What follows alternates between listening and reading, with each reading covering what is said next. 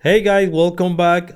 This is Rene. And I'm Len. Today we're gonna be talking about single layer versus double layer. Yeah, for the life of me, I could never figure out why somebody would want 2 layers of roofing shingles on their roof, Yeah, and not even that. Sometimes three, four, five, depending six, on seven. what part of town we're in. Yeah. Yes. Now, legally, the law only allows what? 2 layers, right? Two layers. We here at Adamson Roofing Company, number one, we don't do layovers. We will never add a second layer of shingles to your roof. And here's a good reason why, right? Every 10 square of roofing shingles is 1 ton of roofing material, Yeah. right? So if you've got say 20 squares of roofing material on your roof, you have 2 tons of roofing materials on your roof. But guess what? Your average roof is about 25 to 30 squares. Then you add another layer on top of that, right? You could have up to 6 tons of roofing material bearing down on your roof system. Yeah, Right. and that is if they dry it incorrectly.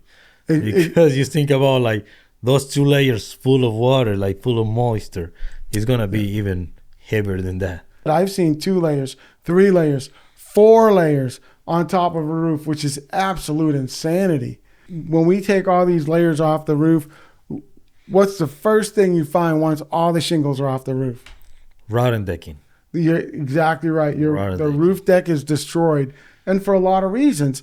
When you put a second layer over a roof that is already failing, right? All you're doing by installing that second layer is covering up all of the imperfections of the first layer. You're not addressing them. You're not fixing them in any way. And you're certainly not fixing and removing or replace any flashing. You're just nailing new shingles over old shingles, right? Yeah, and the worst thing is when you add a layer over your existing roof, is if you have a water penetration, instead of like Right. going straight to your ceilings, it's just gonna stay in between those 2 layers and it's gonna spread around.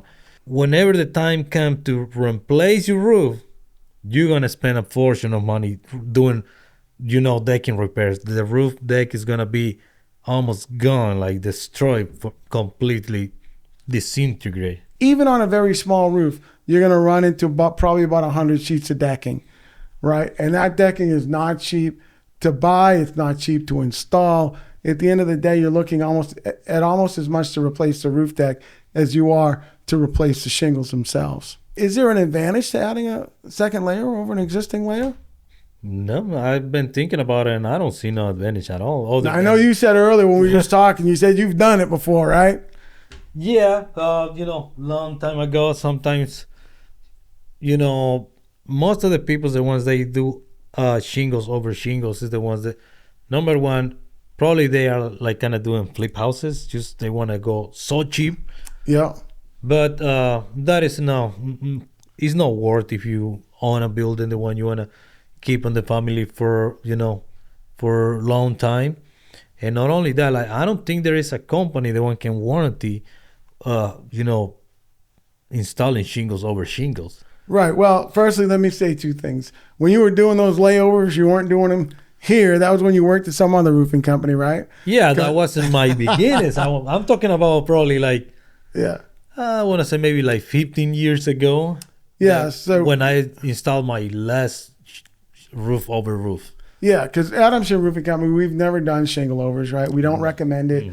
We think it's bad practice.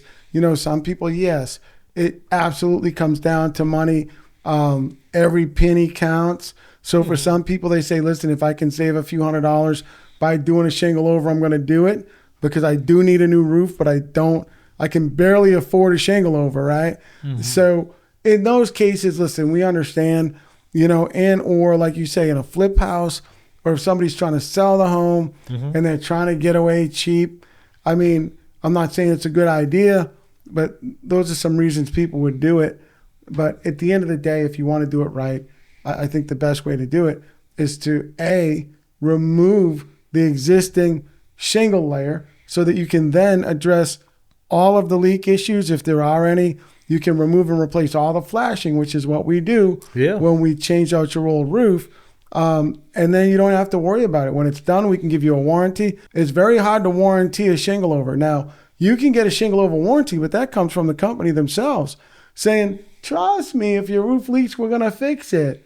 Well, exactly. I don't think any manufacturer is going to warranty no, and a I think layover shingle. and I think companies that are doing shingle overs are not going to be in business very long anyway.